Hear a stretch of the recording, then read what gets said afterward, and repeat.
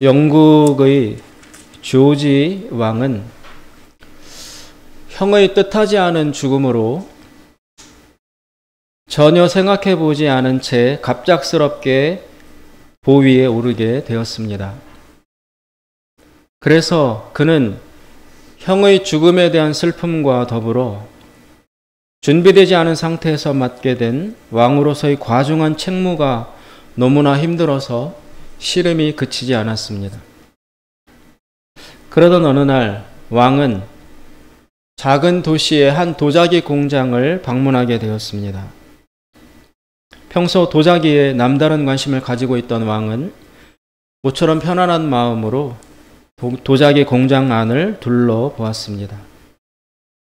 그러다가 두 개의 꽃병이 특별하게 전시되어 있는 것을 보게 되었고 왕은 그곳에서 걸음을 멈추었습니다.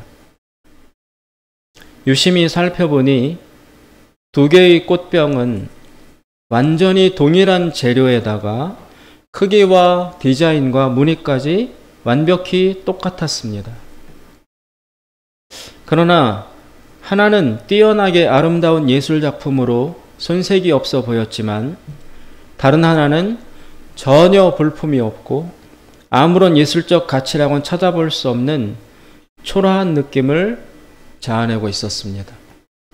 완전히 대조적이었습니다. 이것을 이상하게 여긴 왕이 그곳의 명망 높은 도자기 장인에게 물어보았습니다. 어째서 저렇게 다를 수 있는가? 또 저 두 개의 꽃병들을 이렇게 나란히 둔 이유는 무엇인가? 왕의 물음에 장인은 이렇게 대답을 했습니다.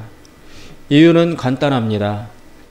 하나는 불에 구워졌고 다른 하나는 불에 구워지지 않았기 때문입니다. 불에 구워진 도자기가 찬란한 빛을 발하듯 우리 인간에게 시련은 인생을 윤기 있고 생동감 있게 하며 무엇보다 아름답게 만들어 줍니다. 저 두 개의 꽃병을 전시해 둔 것은 바로 그런 뜻을 보여주기 위한 것입니다. 불은 고통을 상징합니다. 도자기가 불을 싫어하듯 인간은 고통을 싫어합니다. 가능하면 고통 없이 살기를 원합니다. 그러나 불을 통과하지 않은 도자기가 예술품으로서의 아름다움을 절대로 획득할 수 없듯이 우리 인간의 삶도 고통이라는 불 없이는 온전해질 수가 없습니다. C.S. 루이스라는 영국의 유명한 기독교 변증가는 이런 말을 했습니다.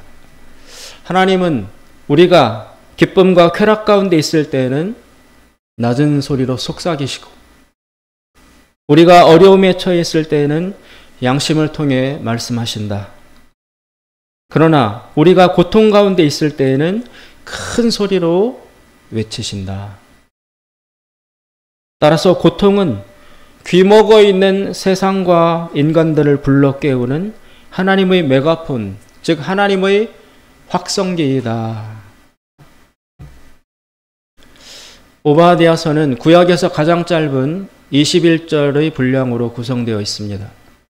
선지자의 이름인 오바댜는 섬기다라는 뜻의 히브리어인 아바드와 야훼, 즉 하나님이라는 뜻을 가진 야가 결합된 단어로서 오바드야. 그래서 합쳐져서 오바디아, 즉 야, 여호와의 오벳, 종, 하나님의 종을 뜻하는 말입니다. 작은 분량의 책이지만 형제 나라인 유다 백성을 괴롭히고 또 유린한 에돔의 죄악들을 지적하고 심판을 선포하는 어조는 매우 강렬합니다. 이렇게 오바댜서는 에돔의 멸망을 선포하고 있습니다. 그런데 이 오바댜서의 내용을 잘 살펴보면 이상한 점이 있습니다. 시련으로 보자면 이스라엘이 극심하게 당합니다. 이스라엘은 바벨론의 침략을 받았을 때 엎친 데 덮친 격으로 형제 국가였던 에돔의 배신과 협공까지 당합니다. 그래서 예루살렘이 함락당하고 성전은 파괴되었으며 도시와 나라는 모두 불에 타버렸습니다. 회복 불가능한 수준으로 나라가 붕괴되었습니다. 그런데 그 결과를 보면 오묘합니다. 그렇게 극심하게 망가진 이스라엘이 오히려 살아남습니다. 반면에 가해자였던 에돔은 그 땅에서 소멸하여 없어집니다. 강자였던 에돔은 사라지는 반면에 피해자였던 이스라엘은 도리어 살아남아서 그 땅으로 다시 돌아옵니다. 즉, 가해자는 죽고 피해자가 오히려 살아남아 돌아온다는 이야기입니다. 오늘 본문의 15절, 16절은 에돔에 대한 경고이고 17절부터 21절은 이스라엘, 즉 유다에 대한 이야기입니다. 15절, 16절은 에돔에 관한 예언입니다. 여호와의 만국을 벌할 날이 가까웠나니 너희 행한 대로 너도 받을 것인즉 너희 행한 것이 내 머리로 돌아갈 것이라. 너희가 내 생산에서 마신 것 같이 만국인이 항상 마시리니 곧 마시고 삼켜서 본래 없던 것 같이 되리라.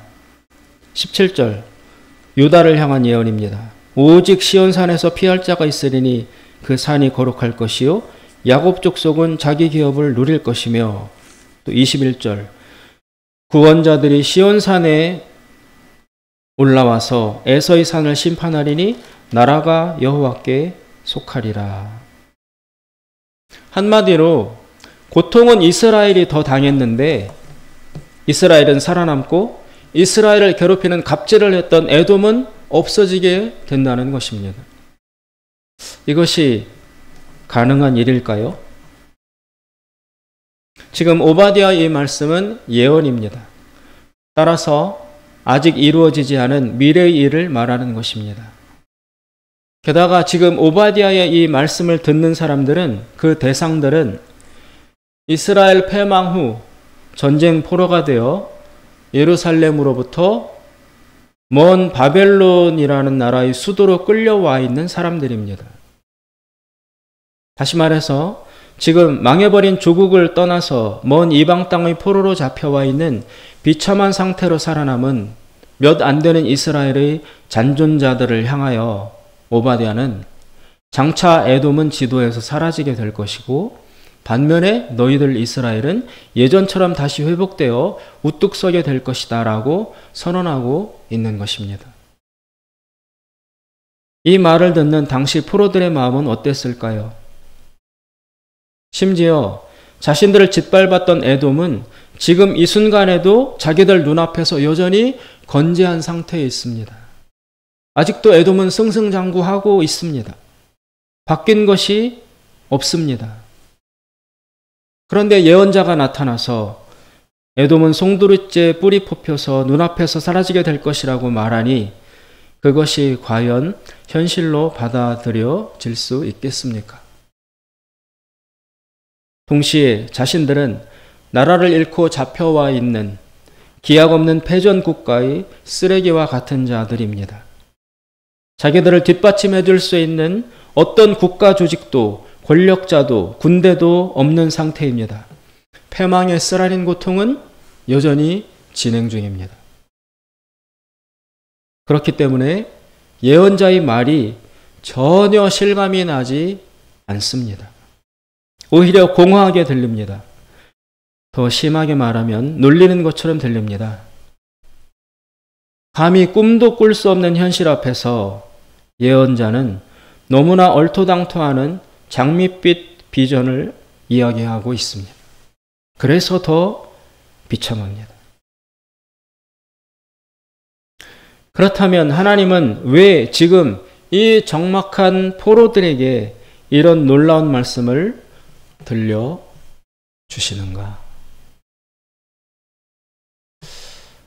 1934년에 집필을 시작해서 1961년까지 무려 28년에 걸쳐서 총 12권짜리의 역사의 연구라는 방대한 걸작을 남긴 영국의 역사학자 아놀드 토인비는 역사적으로 위대한 문명은 늘 홍수와 가뭄이 잦은 척박한 지역에서 꽃이 피었다고 주장을 했습니다. 어려움을 극복하고 이겨내는 과정에서 문명이 꽃피며 그 결과물에 안주할 때 문명은 쇠퇴하기 시작한다는 것을 그는 역사를 통해서 확인했던 것입니다. 토인비는 사람 역시 문명의 역사와 같이 고난에 적응하는 것이 인생에서 가장 중요한 자질이라고 말했습니다.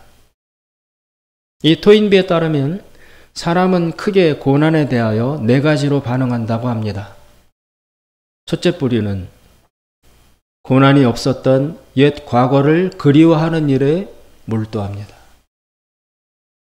두 번째 부류는 고난이 다 사라지고 없어진 먼 미래를 떠올리기만 합니다. 미래만 몽상하는 것입니다. 셋째는 누군가 도와주기만을 하염없이 기다리는 사람들이 있습니다. 마지막 넷째 부류들은 위기에 맞서서 내가 할 수 있는 일을 합니다. 그에 따르면 네 번째로 반응하는 사람만이 인생에서 무언가를 이룰 수 있는 사람이며 토인비는 바로 이런 사람들을 일컬어서 창조적 소수자, Creative Minority라고 불렀습니다. 오늘 오바댜가 전하는 이 예언, 장차 에돔이 멸망하고 이스라엘이 회복되리라는 이 말씀은 여기의 이 이스라엘 포로들에게 대하여 너희들이 바로 그 창조적 소수가 되라고 요청하는 하나님의 부르심을 전하고 있는 것입니다. 하나님은 말씀하시지만 그 말씀을 실제로 이루어 가야 할 장본인은 너희들이라는 것입니다. 하나님은 장차 이렇게 될 것이라고 비전을 보여주십니다. 그러나 그것은 어디까지나 예언이고 비전일 뿐 아직 그렇게 된 것은 아닙니다. 그 예언의 말씀을 듣는 이스라엘 백성의 신분은 지금 포로의 상태입니다. 자유가 없고 주권이 없는 노예의 신분입니다. 그들의 현실은 참혹할 정도로 열악합니다. 비전은 주어졌으나 그 비전을 이루기에 적합해 보이는 도구와 자원은 전혀 없습니다. 현실과 비전 사이의 거리는 지구에서 태양만큼이나 멉니다. 차라리 예언보다는 쓰디쓴 농담이 지금의 현실에 더 어울릴 것입니다. 그만큼 터무니없이 느껴집니다. 여기에서 중요한 점이 하나 발견됩니다. 지금 이 말씀을 듣는 자들은 에돔이 아니라 이스라엘의 포로된 자들입니다. 오바댜서는 에돔을 향한 예언이 말씀의 주된 부분을 차지하지만 그러나 실제로 그 말씀을 들어야 하는 대상은 에돔이 아닙니다. 에돔 얘기를 하고 있는데 그렇다고 해서 에돔에게 가서 그들의 귀에 대고 하는 말이 아니라는 것입니다. 에돔에 관한 이야기지만 그 말씀은 지금 이스라엘 백성의 귀에 선포되고 있습니다.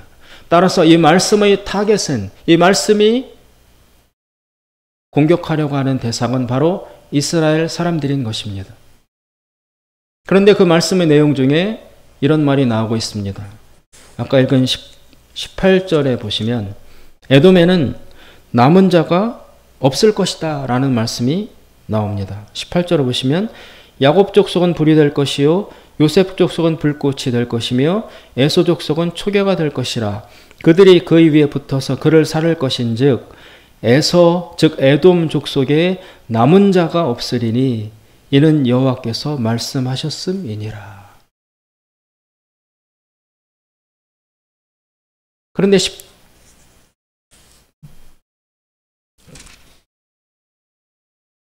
17절에는 또 다른 이야기를 하고 있습니다. 이것은 이스라엘을 향해서 하시는 말씀인데 오직 시온산에서 피할 자가 있으리니, 즉 에돔에는 남은 자가 없을 것이지만 이스라엘에는 피할 자가 있다는 것입니다. 이것은 무슨 뜻입니까? 에돔은 지금 번성하고 있어도 그 속에는 남은 자가 없을 것에 비해서 이스라엘은 초토화의 와중에서도 하나님께서 남은 자를 남겨놓고 계신다는 것입니다. 즉, 지금 한여름의 더위 속에서 예를 들면 에돔이라는 무섭게 번성하는 것처럼 보이는 포도나무에서는 결국 때가 되면 알맹이가 하나도 남김없이 다 떨어져 나가게 될 것이지만, 반면에 지금 다 떨어져 나가고 병들고 시들시들해서 포도알이 하나도 남아있지 않을 것처럼 보이는 약하디 약한 포도나무에서 오히려 마지막 수확 때에는 거기에서, 그 나무에서 풍성한 열매를 딸 수 있게 될 것이라는 말씀입니다. 그렇다면 그 하나님이 남겨두셨다는 이스라엘의 남은 자, 이스라엘에서 살아남는 자, 피할 자는 과연 누구입니까? 하나님은 지금 그 어디에도 이스라엘의 남은 자를 따로 숨겨두지 않으셨습니다. 지금 이스라엘에서 살아남아 있는 사람들은 여기 이 포로로 끌려와 있는 자들 뿐입니다. 그런데 하나님은 지금은 아니지만 장차 미래에 반드시 이스라엘을 다시 일으키셔서 오늘 본문 19절부터 20절에 나오는 것처럼 옛 이스라엘의 고토들, 즉 옛 땅들을 되찾게 하시는 일을 이루어야 말 것이라고 선언하고 계십니다. 그렇다면 누군가 지금 이 시간과 미래의 그 이스라엘 회복이라는 사건 사이를 연결하는 사람이 있어야 하지 않겠습니까? 그 사람이 누구입니까? 간절히 알고 싶습니다. 그 사람은 지금 어디에 있습니까? 모르겠습니다. 그런데 지금 이스라엘 멸망 후에 보존되어 남아있는 이스라엘 사람은 여기 이 포로들밖에 없습니다. 그렇다면 믿기지는 않지만 하나님은 지금 이 포로들 중에 누군가를 사용하셔서 미래의 그 비전을 이루시겠다는 것이라고 생각할 수밖에 없습니다. 그것 아니면 설명이 되지 않습니다. 항상 하나님의 말씀은 전혀 어울리지 않는 환경 속에서 주어졌습니다. 아브라함에게 자식이 한 명도 없고 불임에 시달릴 때 하나님은 아브라함을 찾아오셔서 너가 열국, 즉 많은 나라의 아버지가 될 것이라고 현실과 한참 괴리된 이야기를 하셨습니다. 40년 동안 광야에 처박혀 있느라고 애굽에서 배웠던 모든 지식과 기능들을 다 잃어버린 모세에게 하나님은 찾아오셔서 내 백성을 인도하여 애굽에서 탈출해 나가라고 무리해 보이는 요구를 하십니다. 또 집안에서 보잘것없는 막내라고 멸시받으며 주목받지 못하고 있는 목동 다윗에게 하나님은 기름을 부으시며 너가 이스라엘의 왕이 될 것이라고 비현실적인 말을 흘리셨습니다. 아브라함은 지금 나이가 많아서 아기를 낳을 수 없습니다. 모세는 다 잊어버려서 말조차 어눌합니다. 다윗은 밀려나 있기에 왕이 될 기회 자체가 찾아오지 않습니다. 모두 다 안 될 조건만 풍성합니다. 그런데도 하나님은 그런 조건 속에 그들에게 나타나셔서 미래의 비전을 제시하십니다. 지금도 마찬가지입니다.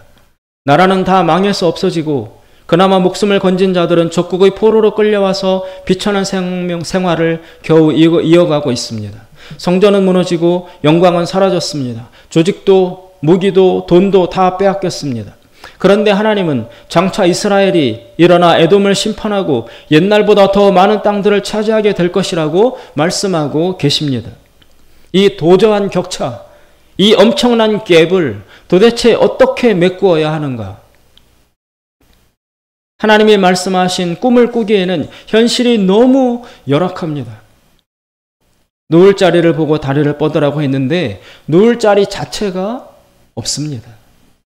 누가 어떻게 저 비전을 이룰 것인가? 우리는 하나님 안에서 행복을 꿈꿉니다. 그러나 지금 나의 현실은 너무나 행복의 가능성과 거리가 멉니다. 늘 불만이 있고 아쉬움이 있습니다.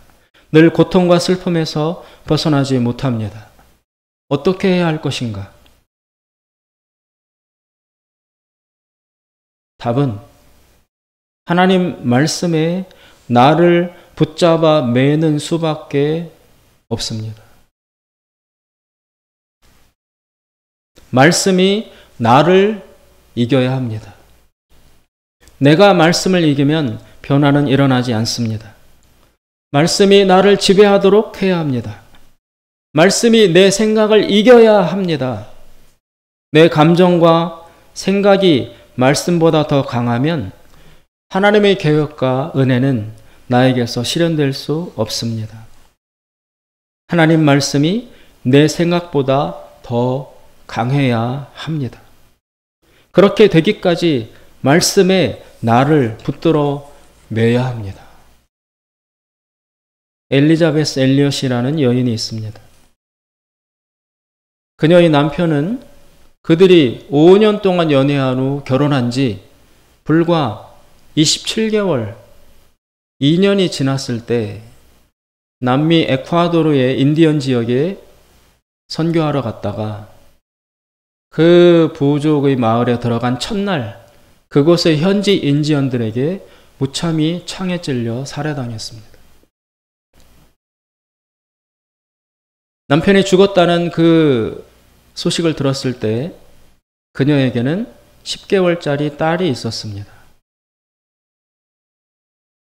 그녀는 고통으로 흔들리는 자신을 지키기 위해서, 자신의 마음을 지키기 위해서 하나님 말씀에 매달렸습니다. 그리고 그녀는 그 딸이 2살이 될 때부터 성경을 가르쳤습니다. 시편 23편, 시편 91편, 그리고 찬송가 등등. 그녀는 책에서 자신이 어떻게 믿음을 지키려고 몸부림쳤는지를 이렇게 기록하고 있습니다. 제가 읽어드리겠습니다. 우리 딸 아이 발레리가 2살이었을 때, 그러니까 아이 아버지 짐이 세상을 떠난 지 1년이 넘었을 무렵부터 나는 발레리에게 시편 23편 등을 가르쳤다. 여호와는 나의 목자시니 내게 부족함이 없으리로다. 그가 나를 푸른 풀밭에 누이시며 쉴만한 물가로 인도하시는도다. 내 영혼을 소생시키시고 자기 이름을 위하여 의의 길로 인도하시는도다. 그 어린아이가 쉴만한 물가로 인도하시는도다 라고 읊조리던 소리가 지금도 귓가에 생생하다. 아이가 이 구절을 따라하는 소리를 들었을 때 그 특이하게 발음하는 이상한 억양을 어디서 배웠을까 하는 생각을 했다. 그러다가 금방 그 구절을 한자 한자 읽어준 자기 엄마, 즉 나한테 배웠다는 것을 깨달았다. 딸아이가 먼저 쉴만한 물가로 라고 말하면 내가 인도하시는 도다 라고 대답을 했고, 그러면 아이도 또 인도하시는 도다 라고 따라 했다. 그렇게 딸아이는 시편 23편을 배웠다. 아이에게 내가 가장 좋아하는 시편 중 하나인 91편도 가르쳤다. 지존자의 은밀한 곳에 거주하며 전능자의 그늘 아래 사는 자여, 나는 여호와를 향하여 말하기를 그는 나의 피난처요 나의 요새요 내가 의뢰하는 하나님이라 하리니, 이는 그가 너를 새 사냥꾼의 올무에서와 심한 전염병에서 건지실 것이미로다. 그가 너를 그의 깃으로 덮으시리니 내가 그의 날개 아래에 피하리로다. 그의 진실함은 방패와 손방패가 되시나니 너는 밤에 찾아오는 공포와 낮에 날아드는 화살과 어두울 때 퍼지는 전염병과 밝을 때 닥쳐오는 재앙을 두려워하지 아니하리로다. 1000명이 내 왼쪽에서 10,000명이 내 오른쪽에서 엎드러지나 이 재앙이 내게 가까이 하지 못하리로다. 그러나 아빠가 식인종으로 오해를 받아 인디언들에게 화살을 맞아서 죽임당하는 일을 겪은 어린아이에게 그 사건으로 과부가 된 엄마가 이 시편의 의미를 어떻게 가르쳐야 할지 생각해보라. 그 아이가 날 사랑하심이라는 찬송가의 의미를 배운 것은 아버지가 살해당했기 때문이 아니다. 발레리는 그것을 그런 식으로 배우지 않았다. 아이가 그것을 배운 것은 날 사랑하심이 성경에 써 있기 때문이었다. 아이는 너 근심 걱정 말아라 라는 찬송가도 배웠다. 그러나 1000명이 내 왼쪽에서 10,000명이 내 오른쪽에서 엎드러지나 이 재앙이 너에게 가까이 하지 못할 것이라는 점을 아이 아빠가 죽은 이 현실 속에서 내가 딸에게 어떻게 설명할 수 있었을까? 내가 이런 말을 하는 것은 내가 무너지지도 흔들리지도 않는 믿음의 기초 위에 서기 위해 말씀을 붙들고 이를 악물고 노력했어야 했다는 점을 말하고 싶어서이다. 힘들수록 하나님의 품을 더욱 파고들었던 그녀는 딸과 함께 2년 뒤에 남편을 죽인 인디언들이 살고 있는 그 지역에 다시 들어가서 남편이 못다한 선교 사역을 이어 나갔습니다. 그녀가 한 말이 생생히 살아 움직입니다. 나는 무너지지도 흔들리지도 않는 믿음의 기초 위에 서기 위해 말씀을 붙들고 이를 악물고 노력해야 했다. 17세기에 영국에서 사역했던 청교도인 토마스 보스턴은 고통에 대해서 이렇게 말합니다. 그리스도인이 자신을 괴롭히는 것들로 고통을 당하게 될 때 그것을 보는 바른 관점을 가지는 것이 중요합니다. 그런 바른 관점은 자신의 의식을 통해서가 아니라 하나님을 믿는 믿음을 통해서 얻게 됩니다. 자기를 괴롭게 하는 일들을 바르게 비추어 내는 것은 오직 하나님의 말씀밖에 없기 때문입니다. 그 말씀 속에서만이 그 고통을 허락하신 완전하신 하나님의 의도가 드러나 보입니다. 말씀 속에서 그 고통거리를 믿음으로 응시하고 숙고할 때 바른 시각을 갖게 되는 것입니다. 언뜻 사람의 생각으로는 자기가 당한 일이 참담해 보여서 정서가 격하게 봉기하여 하나님을 대적하려고 요동칩니다. 그럴 때에 말씀 속에서 믿음으로 견지하는 바른 시각만이 그 정서를 가라앉힐 수 있습니다. 외람되지만 저는 목사가 된 것을 하나님께 깊이 감사하고 있습니다. 왜냐하면 일평생 하나님의 말씀을 떠날 수가 없게 되었기 때문입니다. 여러 가지 인생의 사건과 경험 앞에서 저에게도 온갖 생각과 번민이 불처럼 일어났었습니다. 아마 그대로 두었었더라면 그 생각의 불에 타서 소멸되었을 것입니다. 하지만 목사였기에 싫든 좋든 하나님의 말씀을 읽어야 했습니다. 하나님의 말씀을 묵상해야 했습니다. 매주 설교하기 위해서 하나님 말씀을 보아야만 했습니다. 그리고 그 말씀이 내 생각을 지켜주었습니다. 그대로 두었더라면 불처럼 타올랐을 저희 온갖 생각이 하나님의 말씀으로 인해서 그나마 잠잠할 수 있었습니다. 이제는 절실히 압니다. 인간의 생각과 감정을 하나님의 말씀으로 다스리지 않으면 반드시 진리에서 벗어나서 자기를 파괴하게 된다는 것을, 내 생각보다 하나님의 말씀이 진리라는 것을, 그리고 내 생각을 하나님의 말씀에 쳐서 복종시켜야 한다는 것을 이제는 압니다. 시편 기자는 이렇게 가르칩니다. 주의 말씀은 내 발의 등이요 내 길의 빛이니이다. 말씀을 멸시하고서는 결코 행복에 이르를 수 없습니다. 우리는 두 가지를 해야 합니다. 첫째, 하나님의 말씀을 읽고 묵상하여 말씀이 나를 지배하도록 하는 것. 두 번째, 하나님 말씀에 순종하여 행하는 것. 행함이 없으면 하나님 약속하신 것을 받을 수가 없습니다.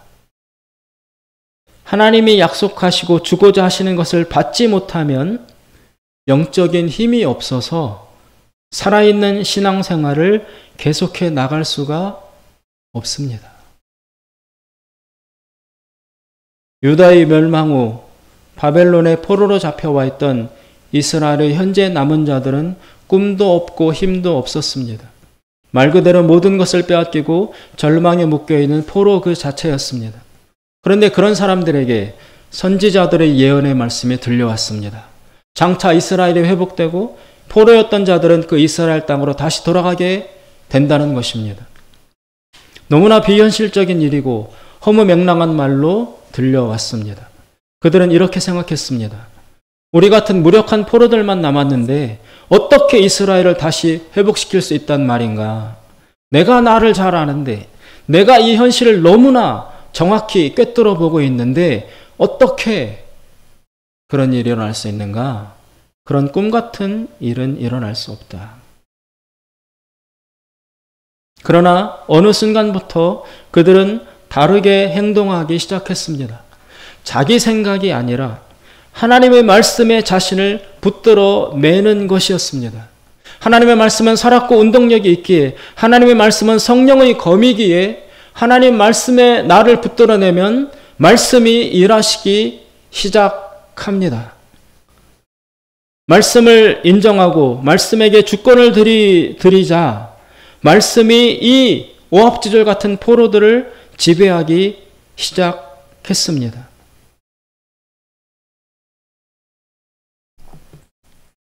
이 포로들도 어느 때부턴가 하나님이 전하신 예언의 말씀을 믿기 시작했던 것입니다. 17절 오직 시온산에서 피할 자가 있으리니 그 산이 거룩할 것이요 야곱 족속은 자기 기업을 누릴 것이며 21절 구원받은 자들이 시온산에 올라와서 에서의 산을 심판하리니 나라가 여호와께 속하리라. 그들이 말씀을 믿은 결과 그들은 과연 70년 뒤에 예루살렘으로 돌아와서 성전을 재건하게 됩니다. 정말 말씀대로 믿음대로 이스라엘을 회복하게 되었습니다. 예언을 믿은 자들은 믿음대로 예언대로 되었습니다. 그러나 예언을 안 믿은 자들은 예언대로 안 되었습니다. 오늘 전하는 오바댜의 예언이 그들 마음 가운데 믿음으로 받아들여졌을 때 그 예언은 현실로 나타났던 것입니다. 위대한 교부였던 어거스틴은 이렇게 말합니다. 믿음은 우리가 보지 못하는 것을 믿는 것이다. 이 믿음에 대한 상은 우리가 믿은 것을 보게 되는 것이다. 인생에 고난이 찾아왔을 때 그 고통 속에서 새로운 것을 만들어내는 창조적 소수가 되기 위해서는 오직 하나님 말씀을 믿는 것밖에 없습니다. 말씀이 나를 이기게 하라. 말씀이 나를 이기게 하라. 그것이 길입니다. 기도하겠습니다. 자비로우신 하나님 아버지, 하나님 말씀이 나를 이길 수 있도록, 하나님 말씀이 내 생각을 이길 수 있도록, 하나님 아버지의 말씀이 나의 감정을 이길 수 있도록, 하나님의 말씀이 나의 모든 것을, 나의 존재를, 나의 과거와 현재와 미래까지 모두 이기고 승리할 수 있도록 하나님 나를 다스려 주시옵소서. 예수님의 이름으로 기도드리옵나이다. 아멘.